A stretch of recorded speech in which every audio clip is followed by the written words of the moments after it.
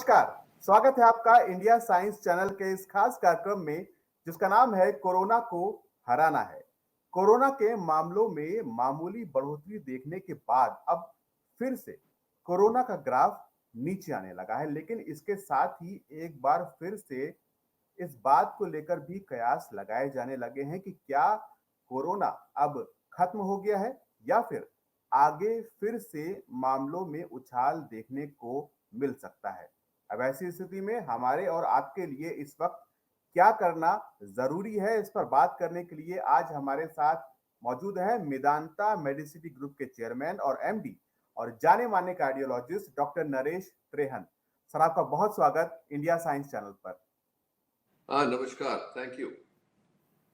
Sir, देश में कई जगहों पर जिस तरह से कोरोना के मामलों में बढ़ोतरी होना शुरू हुई थी, उसको देखते हुए एक ऐसी आशंका जताई जा रही थी कि ये चौथी लहर का रूप ले सकती है, लेकिन उस तरह की स्थिति देखने को नहीं मिली।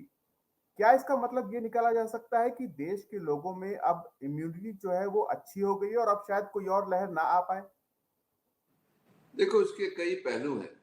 एक तो आपने जैसे बोला इम्यूनिटी की बात करी है। इम्यूनिटी दो तरीके की होती है। एक तो जो आपने नेचुरल इन्फेक्शन से एक्वायर करी है, आपको पता लगा कि नहीं पता लगा कि यहाँ सिवियरिटी इतनी कम थी कि लोगों को पता ही नहीं लगा, पर इन्फेक्शन का एक्सपोजर हुआ और बॉडी ने उस इन्फेक्शन और जो वायरस जो लगा था उसके अगेंस्ट एंटीबॉडी बनाई और उनको उन्होंने नोटिस नहीं किया। किसी ने सोचा से थोड़ा सिर दर्द हुआ है या कुछ थोड़ा बुखार हुआ है, वो एक दो दिन में ठीक हो गया। तो वो नेचुरल इम्यूनिटी कहते हैं जो एक्वायर्ड है। अब इम्यूनिटी भी, जो बॉडी की इम्यूनिटी होती है वो दो तरीके की होती है। एक जो है वो एंटीबॉडी बने। एंटीबॉडी तो स्पेसिफिकली बनती है लड़ने के लिए कि जो वायरस का अटैक हुआ है या बैक्टीरिया का अटैक हुआ है उसको कैसे लड़ा जाए।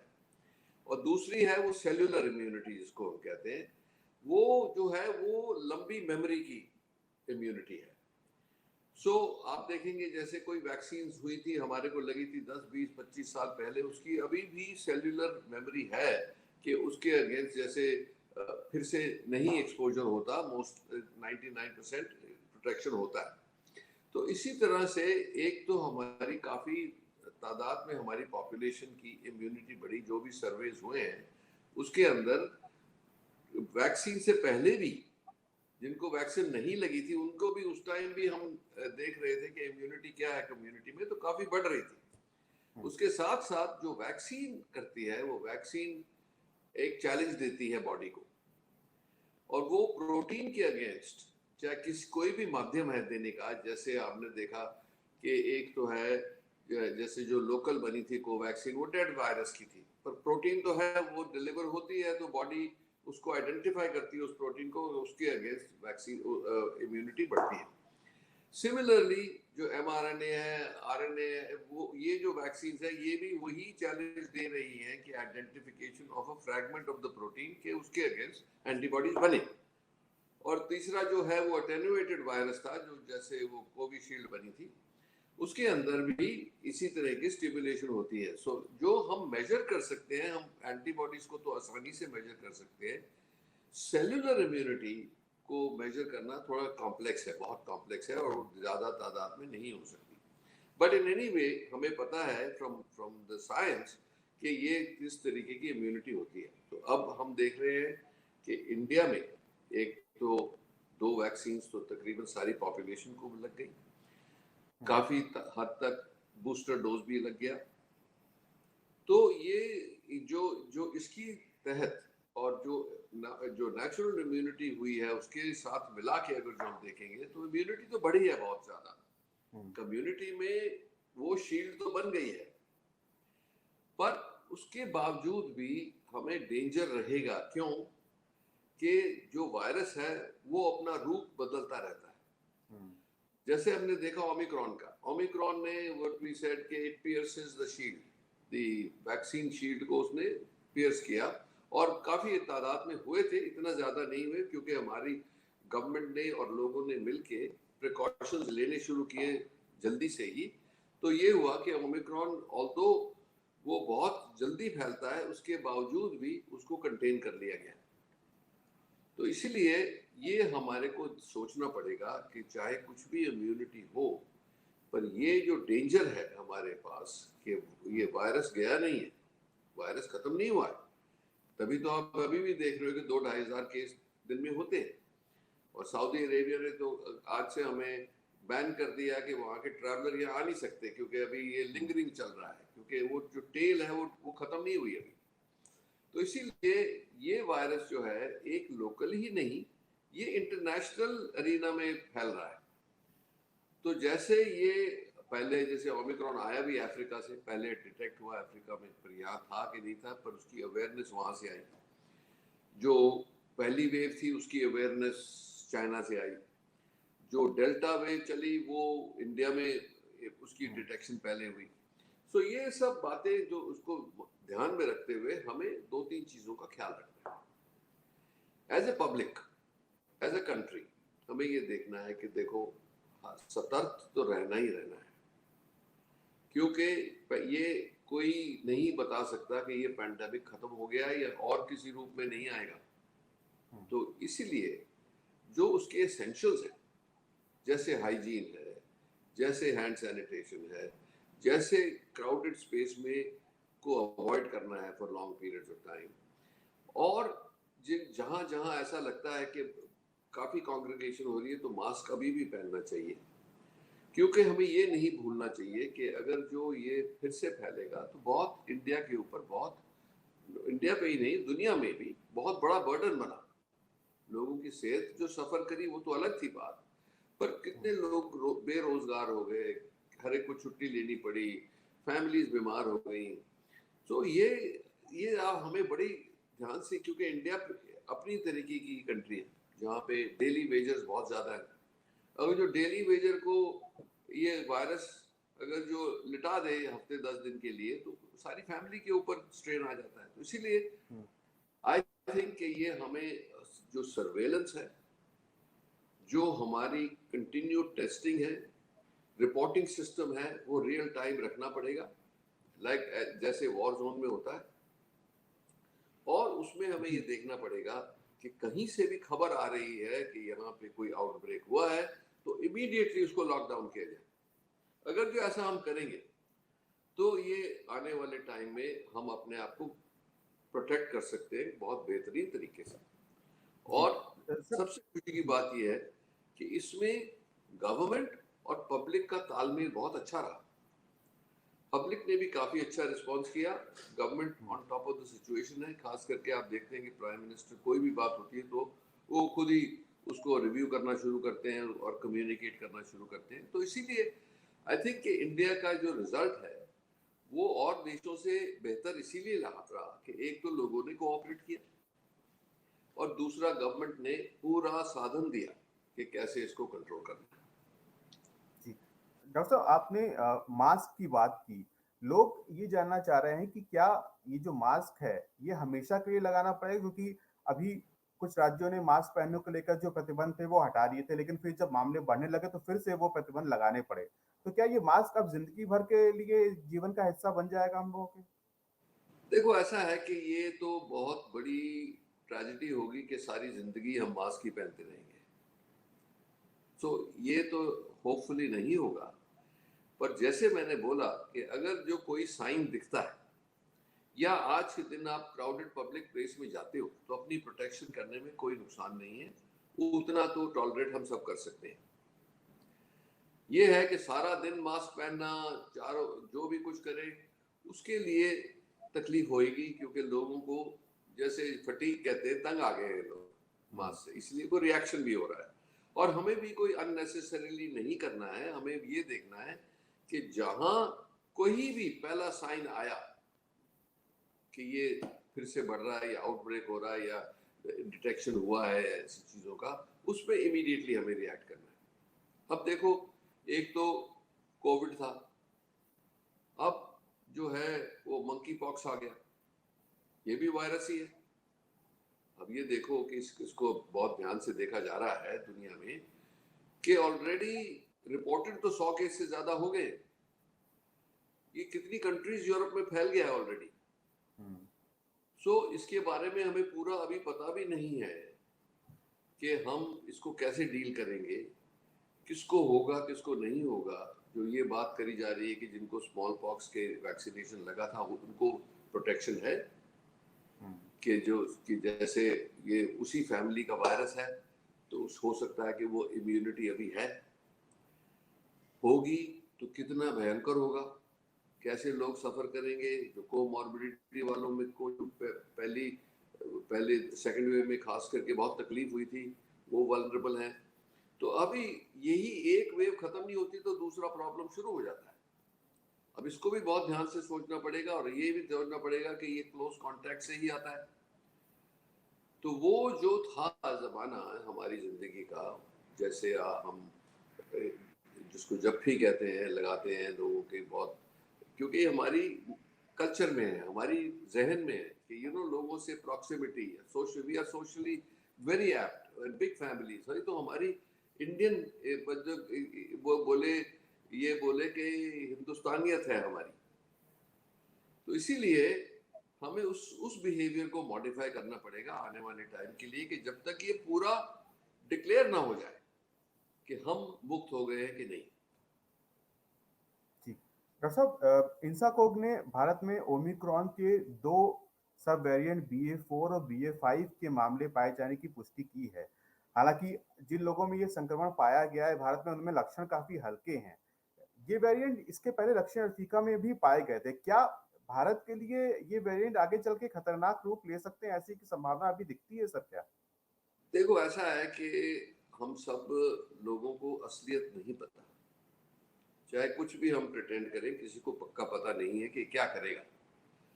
जैसे ए एंड बी मिले, B1 B2 मिले, अब वो नेक्स्ट टर्म आ गया, वो कई कई हैं जो ऐसे वेरिएंट्स हैं जिन्होंने कोई ऐसी मतलब प्रॉब्लम नहीं की है कि जिससे वो फैल गया और बहुत लोगों को तकलीफ हुई। पर ये जरूर है कि अभी जैसे मैंने पहले भी बोला कि ये पक्का है कि वो वायरस गया नहीं है, वायरस डेड नहीं है। वायरस का लंबा हमारी एक्सपेक्टेशन ये है कि ये यहीं रहेगा डिफरेंट डिफरेंट फॉर्म्स में, हमें अपने आप को प्रोटेक्ट करना है। और इसके अंदर दो बातें मैं पब्लिक को भी बोलना चाहूँगा कि देखो, अगर जो आपको कोई सिम्टम्स होते हैं जैसे बुखार, खांसी, जुकाम जो चल रहा है, जो जो नॉर्मल खांसी जुकाम से थोड़ा अलग लगता है, जैसे इसके अंदर बहुत लोगों को गले में बहुत दर्द होगी, जैसे फीवर आएगा 1-2 दिन के लिए हाई फीवर, तो टेस्ट ज़रूर करवा लेना चाहिए, क्योंकि फिर वो सारी फैमिली में फैल जाएगा। तो वो भी हमें ये एक दिमाग में हमारे जहन में बैठना चाहिए कि अगर जो कुछ तबीयत ठीक नहीं है तो मास्क पहन के अपने आप को थोड़ा आइसोलेट रखो, थोड़ा दूर दूर रखो लोग अपने फैमिली से, क्योंकि ये क्या फायदा कि उनको एक्सपोज करना है जब तक वो 2-4 दिन में पता ही ना लग जाए, तो फिर उसको उतार दें। तो ये मतलब है कि मास्क हमारी लाइफ का एक हिस्सा बन गया है ऑलरेडी, और ये रहेगा भी। क्या मैं तो सर्जन हूँ, हम तो सारा दिन ही मास्क पहनते हैं, हमारे लिए तो इतनी तकलीफ नहीं है, पर पब्लिक के लिए है, क्योंकि पब्लिक को उसका पूरा वो नहीं है। सो इसीलिए मैं ये बोलूँगा कि एक तो हमें अपना बिहेवियर पैटर्न ऑल्टर ज़रूर करना चाहिए, ये नई रियलिटी है। दूसरा, जो बैकग्राउंड में जिन चीज़ों से लोगों की सेहत खराब होती है, उसको हमें संभालना है। तो लोगों को हेल्थी बनाना है, वेलनेस में बहुत स्ट्रेस करनी है, और हर एक शख्स को इतना तो पता लग जाना चाहिए कि मुझे हेल्थी रहना है। मैं जो मेरा बिहेवियर पैटर्न है, जिससे मैं ओबिसिटी है, अल्कोहलिज्म है, स्मोकिंग है, ये लैक ऑफ एक्सरसाइज है, इन चीज़ों को ख़त्म करना है। आप एक्टिव रहें, एक्सरसाइज करें रोज़, योगा सबसे बड़ी अच्छी चीज़ है स्ट्रेस कम करने के लिए। तो ये सब चीज़ों को अपनाएं, हम अपनी लाइफस्टाइल में इसको करेंगे तो वो मॉडरेटली हेल्थी लाइफस्टाइल लेंगे तो हमारे को प्रोटेक्शन भी मिलेगा। चाहे ये भी देखा गया कि डेल्टा बहुत भयंकर था, पर जो लोग हेल्थी थे उनके ऊपर सबसे कम वो हुई असर पड़ा, या उनमें सबसे कम मोर्टेलिटी हुई। इन चीज़ों से हमें सीखना है। मुझे डर क्या है, मुझे एज एन इंडिविजुअल डॉक्टर मुझे डर ये कि हम लोगों की जो मेमोरी होती है बहुत शॉर्ट होती है। अब कितने लोगों के फैमिली मेंबर्स चले गए ऊपर, कितने दोस्त चले गए ऊपर, अगर उसको भी हम याद नहीं रखेंगे और अपना बिहेवियर पैटर्न नहीं करेंगे तो फिर उसके लिए हम सफर करेंगे। तो ये रिमाइंडर जो आप दे रहे हो, ये रिमाइंडर बहुत जरूरी है। मीडिया को इसको 100% छोड़ना नहीं चाहिए, ये टाइम टू टाइम रिमाइंडर होना चाहिए लोगों को कि भैया अभी टाइम नहीं है, जब तक ये बिल्कुल ही ना डिक्लेयर हो जाए कि कुछ प्रॉब्लम नहीं है। डॉक्टर साहब, जिन लोगों को कोरोना का संक्रमण हुआ था, उनमें से बहुत से लोग तो पूरी तरह से ठीक हो गए, लेकिन कई लोग ऐसे भी हैं जो ठीक होने के कई महीनों के बाद भी कई तरह की समस्याओं से परेशान, इसे लोग आमतौर पे लॉन्ग कोविड कहते हैं और ज्यादातर लोगों में सांस फूलना, थकान जैसे लक्षण बहुत लंबे समय से बने हुए हैं। मैं आपसे ये जानना चाह रहा हूँ कि क्या ऐसे लोगों में दिल की बीमारी होने का खतरा बढ़ जाता है? ये मैं आपको बताऊं कि जो लॉन्ग कोविड है वो बहुत सारे लोगों को है कि वो फिजिकली अभी भी वो हिल नहीं सकते। मैं रोज पेशेंट देखता हूँ जिनको मैं कहता हूँ कि भैया आपकी हार्ट डिजीज है, आपको एक्सरसाइज करना चाहिए, तो कहते हैं जी कि कोविड के बाद हिलना ही मुश्किल हो गया है, सब कुछ जैसे बॉडी ही जैम हो गई है। हमने देखा कि जिनको सीरियस कोविड हुआ था उसमें 20% को हार्ट की इन्फ्लेमेशन भी हुई। तभी हम कहते हैं कि जो लोग एक्सरसाइज करते हैं उनको पहले अपना पूरा चेकअप करवा लेना चाहिए, ज़्यादा एक्सरसाइज, जो एक्सेसिव एक्सरसाइज करते हैं, क्योंकि अगर जो ये इन्फ्लेमेशन है तो इरेगुलर हार्ट बीट से जैसे कई लोग कोलैप्स हो गए, ये प्रॉब्लम है। तो इसीलिए इसको, तभी तो मैं एक बहुत बार बार कहता हूँ कि चाहे कितना भी माइल्ड हो, हमें इनवाइट नहीं करना है। ये मत बोलो कि जी हम बहुत माइल्ड है, आ जाएगा तो आ जाएगा, ऐसी लापरवाही नहीं करनी है। वो आपके लिए, आपकी फैमिली के लिए, हमारी कंट्री के लिए ठीक नहीं है। तो उतना तो याद रखो कि यस है आज के दिन जो हमने सबक सीखे हैं कि एक तो क्लोज क्वार्टर में लंबी कॉन्वर्सेशन नहीं करनी चाहिए और क्राउडेड स्पेस में मास्क अभी भी पहनना चाहिए, अपनी हैंड हाइजीन रखनी चाहिए और अपना स्वास्थ्य जो है वो आपके हाथ में है। वो जो भी आप खुद करें या जो हेल्प हम लोग कर सकते हैं वो करें। तो ये लॉन्ग कोविड का भी खतरा है, मायोकार्डाइटिस भी हुआ कई लोगों को। अभी एक मैं आपको एक किस्सा सुनाऊं कि कल ही मुझे मैसेज आया कि एक 19 साल की लड़की है जिसको कोविड हुआ और मायोकार्डाइटिस हुआ, उसको आर्टिफिशियल हार्ट लगाया गया, अमेरिका में लड़की, वो इंडिया आ रही है और उन्होंने हमें मैसेज पूछा कि भाई अगर जो इसका कुछ प्रॉब्लम होता है तो आप इनका ध्यान रखना, क्योंकि हम भी एलवैड और हार्ट ट्रांसप्लांट वगैरह करते हैं। तो उन्होंने, ये अमेरिकन डॉक्टर ने ये मुझे मैसेज भेजा कि इनका ध्यान रखना। तो ये आप देख रहे हो कि यह इंडिया में नहीं, सारी दुनिया में ये प्रॉब्लम हुआ है। सो इसीलिए हम as an Indian population, as a responsible citizen, जो मैंने बातें कही हैं उसके ऊपर अगर जो हम अमल करेंगे तो अगर जो ये वायरस आएगा भी तो उसको कंट्रोल कर लेंगे। जिन लोगों ने बूस्टर नहीं लगवाया उनको लगवाना चाहिए। जी। डॉक्टर साहब, मैं ओके, ये पूछा था कि कोविड की वजह से अगर किसी को हार्ट डिजीज होती है तो ये आमतौर पर ठीक हो जाती है या फिर जिंदगी भर के लिए भी हो जाती है, ऐसी भी संभावना होती है? नहीं, जिनको सिवियर हुई है, जिनका हार्ट फंक्शन 65% से 25-30% पे आ गया, जो ट्रीटमेंट के साथ 90% की तो रिकवरी आहिस्ते आहिस्ते होएगी, पर 10-15% ऐसे होंगे जो उसी लेवल में, मतलब इतना डैमेज हो गया कि वो सारी जिंदगी जूझते रहेंगे इस प्रॉब्लम से। जी। और डॉक्टर साहब, क्या बड़ों के साथ साथ बच्चों को भी इस तरह की दिक्कतें लॉन्ग कोविड की देखने में आती हैं या फिर बच्चे अभी तक इससे दूर हैं? हाँ, सो बच्चों में ऐसी बात है कि क्योंकि जब अब स्कूल वगैरह शुरू हुए तो मेनली ओमिक्रॉन हुआ है, बट उसमें कुछ परसेंट बच्चों को हॉस्पिटलाइजेशन की भी जरूरत पड़ी है और ये अब पता लग रहा है कि उनकी लॉन्ग टर्म हिस्ट्री क्या होगी, क्योंकि अभी भी जो बच्चों को हुआ था वो थकान अभी भी करते हैं, कंप्लेन हम्म। करते हैं।